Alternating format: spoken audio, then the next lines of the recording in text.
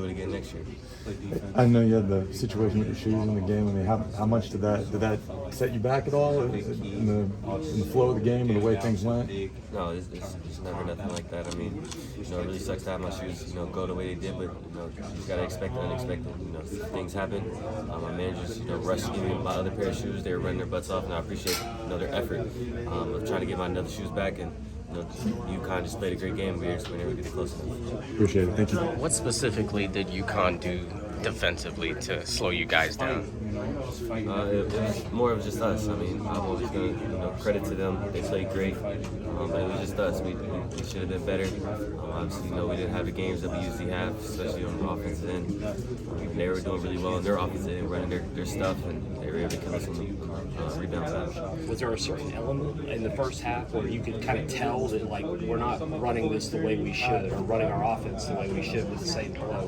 Was there a certain thing that really stood out to you about what was missing? I mean, yeah, Coach talked to us. He just told us we had to share the ball more. We were just winning ourselves. So I feel like, we were playing really hard, but it just wasn't flowing like we naturally do. We've seen some really great offensive games from us. We were able to put 80, 90 points up on the board, and I just feel like tonight just wasn't our flow. And credit to UConn, they played great offensively and defensively. Tonight just happened not to be our night. What did they do kind of disrupt the offense? I mean, it was just, our flow. We weren't flowing correctly. We didn't have the rhythm from the start. Credit to them, they played great. But we should have just been better sharing the ball with each other. Yeah. What do you think was the reason for sharing the ball? Is that like guys getting kind of frustrated about things not flowing right? Was it too many one-on-one trying to make too many one-on-one plays? Was there something? It's kind of crazy. We got so much talent on this team and so much ability from each person.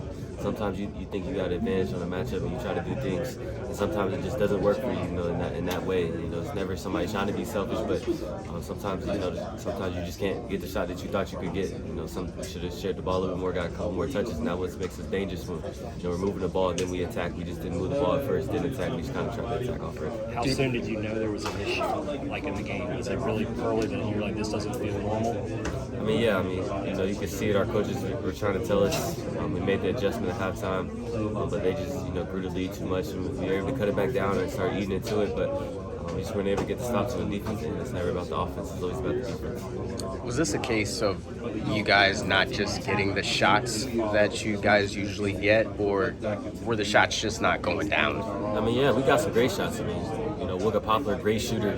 Had some open looks, and we weren't able to knock them down. Just sometimes every night's not your night. And credit to UConn, they had a great night shooting. Hopkins was shooting the ball great, and we just weren't able to match it with our 3-point percentages. We used the ball really well. We got some really good looks. We got some layup attempts, and we just tonight just happened to be our night. What does it do to an